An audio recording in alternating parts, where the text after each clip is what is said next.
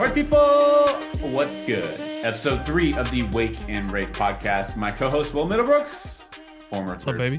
And what it do? Danny Hey, Vietti. two nights in a row, man. Yeah. Did you miss Are me? are we getting addicted to this? You miss me? Say it. You miss me? Are we getting addicted to this? I'm sorry. Did you say something, Danny? You miss me? Yeah, I miss you, man. All right, let's go. Let's talk baseball, all right?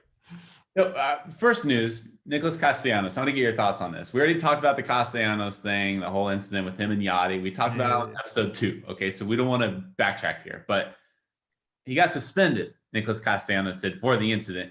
And just to put a little bit of context, a little bit of a bow on this, if you will, he didn't do anything but scream. So here, let me read the news first. Let's be civil about this. So Castellanos was suspended for 2 games. He was fined also on Monday for his role in the on-field brawl during the season's opening weekend.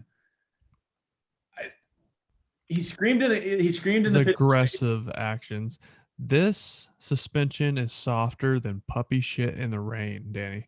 He's appealing this, I should mention. They'll get it down to 1 game. It'll be 1 game. He'll get basically a day off. He won't have to come to the park. It'll work out for him. This is awful by MLB. He did nothing wrong. He got drilled, which it's a flip of a coin if you think it was intentional or not. He pimped a homer off their ace a couple days before that. Young guy plunked him in the butt. He took exception to it. Got up and flexed on him. Said, "Let's fucking go." Not that big of a deal. That's said at least once in every game of any sport across the world in every language every day. I have virgin ears, Brooksy. I don't care. Listen, this is an awful. They're trying to make an example of him. Don't start a brawl during a pandemic. That's a dumb one to go to, number one, because these players are tested daily. If there's anyone on the field with positive tests, that's on MLB. Justin Turner. Come on, man. Like, don't pull the COVID card when you are paying for all this, the testing and the protocol and all that. If anyone is on the field with COVID, that is your fault, MLB. So don't pull that, oh, it's a COVID protocol thing. No, it's not. Like, have passion. Have passion. Baseball's boring. Have passion, but not too much. Don't yell in someone's face who threw a baseball at you 95 miles an hour. And by the way, nice. I think it's fine if you want to suspend Castellanos. I don't agree with it, but if you're going to say fine or suspend, you can fine him a little bit. Don't suspend him. Don't cost his team wins. They need every win they can get there in Cincinnati. Agreed. But if you're going to put any consequences, at least give some to Yachty. Something. He's the okay. Really, let's think about this. He got up and yelled, "Let's go!" And then he was walking back to the dugout, and Yachty was like, "Hey!" Then everything happened. Yachty didn't get anything because he didn't yell in anyone's face. Yachty shouldn't get anything either. But if Castellanos is going to get something, so should Yachty. Totally agree. This is soft. This is a soft play by MLB. They said Nicholas Castellanos started this incident. You can make the case Jake Woodford started it because you said on this last episode that was intentional. Whether you can prove that or not, but whether you can prove that or not, you can make the case that Woodford was the one that started it, not Castellanos. Yeah. It's a soft play by MLB. Let's get on to Brooksy's best bets. Hey, don't steal them. That's my catchphrase. It's my name. For Brooksy's best bets. All right. So I got to narrow down to 3. These are for tomorrow, Tuesday, because these bets come out for overnight on William Hill. I got 3. We're going to start with the Mets versus the Phillies. I like the Mets on the money line minus 125. Tomorrow it's Stroman versus Chase Anderson. I'm on a Stroman kick right now. We had him on the pod, fantasy baseball pod. I don't know, 2 months ago or so, a month and a half ago. I don't know. Time's been flying since baseball's been back. I think Stroman has a great year this year. He just seems like in a really good headspace. He's healthy. He's fresh from he sat out last year. And then Chase Anderson is not going to do anything too special. Fastball, his best pitch is his changeup. He's got a slow curveball, a little breaker ball. I think the Mets see his stuff well. I'm not going to mess with the point total here. I'm just going to go money line, take the Mets at minus 125.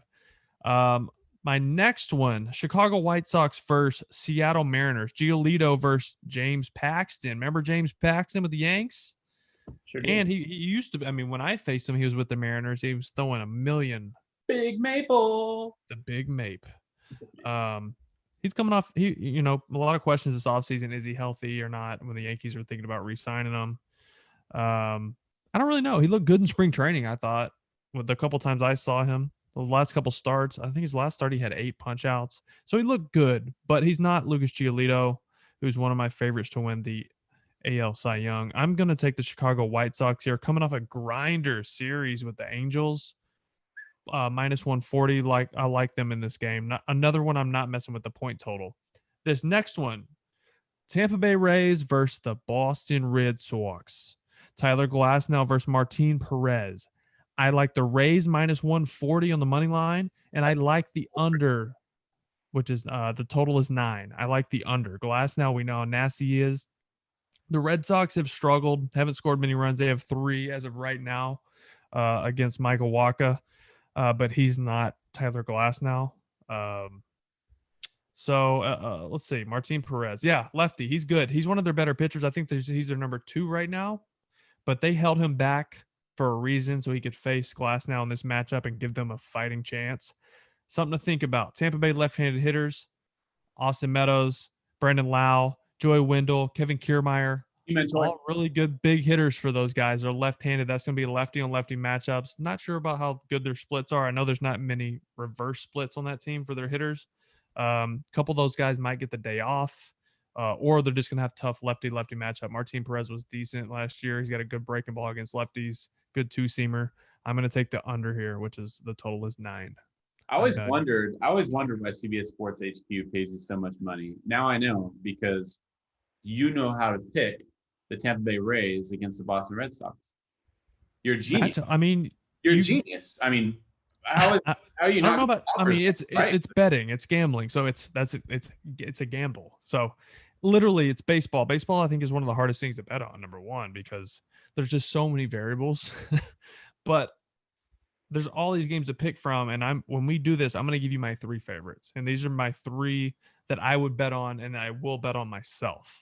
So anything I tell you guys is what I'm betting on. I'm not going to bet on a ton of games, but these are the 3 that I have the most confidence in. Brooksie's best bets. Lock it in. I just never would have guessed the Rays, the defending American League champions, would have beaten the Red Sox, who just got swept by Baltimore. That's just a big surprise for me, especially against Tyler Glasnow, who is their ace. That's just crazy. What a crazy. You think I'm trying to surprise you? No, I'm trying to make you money. All right. All right. That's all I got on that. Those are as close to locks as I can give you. It's baseball betting stuff. I want to say something about Stroman before we close up shop here. This is going to be a quick pod. Stroman hasn't pitched since September of 2019. He sat out all of 2020. Not all of 2020. He had that calf, remember? Is that concerning at all? I'm a big-time Stro fan. I love watching. He's probably my favorite pitcher to watch right now, believe it or not. I watched him in spring training, and I know what he's doing with messing with hitters' timing, which most pitchers won't do because they're scared that they can't repeat their delivery or they're going to hurt themselves. Mm-hmm. That's what makes him different. That's in the back of hitters' mind. So even if he goes through his normal flow, regular delivery with no alterations, it's still in the back of your head. So your timing's off even when he is not trying to mess with your timing.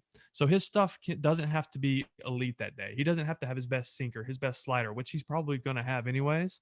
But he doesn't have to have it because he can throw ball down the middle. And if your timing's off, baseball is timing. Hitting is timing. Pitching is timing. If you don't have it, you're not going to have success. So that's why I'm leaning Stroman heavy this year. I think he pitches really well if he's healthy. He's also, I will say, his time off has given him a little bit of time to work on that new split changeup that he's been working on. It's filthy, bro. Training. It's really, really nice. What's crazy is he doesn't have big hands either. So that's like a tough pitch I thought would be really tough for him to throw because he doesn't have massive hands like a Ohtani or a Glasnow or generally it's throws that pitch, but generally it's the taller pitchers that throw that split because you need bigger hands. Exactly. To have that and that taller angle makes it really hard to pick up the depth on it, and it just falls off the table. So, yeah, man. I'm fired up. They should be good games. DeGrom's already got a couple knocks tonight as a hitter. Shout out Ohtani. If I have one more person tell me DeGrom pitched 8 shutout innings and he hit a home run, what's the big deal about Ohtani? Yeah, no. That. I have one more person tell me that, I'm going to throw this ball through a window. Oh, by the way, dude, did you? I know I texted you about it and you missed it, but Ohtani was so close to his season, possibly career being over last night. I know. And I almost threw up because it was almost like a broken leg like I had. I know. If that cleat gets stuck and doesn't slide or it gets trapped underneath Abreu sliding, it's done. Like done, blown out, knee, ankle, like that. I almost threw up watching that, Danny. I watched it and it was like in slow motion. I was like, no. And then I saw his legs just kind of sweep out and I was like, thank you, God. Baseball needs Shohei Ohtani. Don't take him away from us. I'm surprised your career hasn't been resurrected considering how bad the Red Sox are right now. Like, I'm surprised that Kai Bloom isn't calling you up like, hey, Brooks, you won a World Series for us, almost 10 years ago. I didn't win a World Series for him. I had 17 homers that year, but I didn't win the World Series. I helped. I helped. If they need a bat boy, we'll talk about money. My dog wants to go on a walk, so we got to close up shop here. All right, that's cool. I'm going to bed because I'm old. Hey, until next time, party people. Peace out.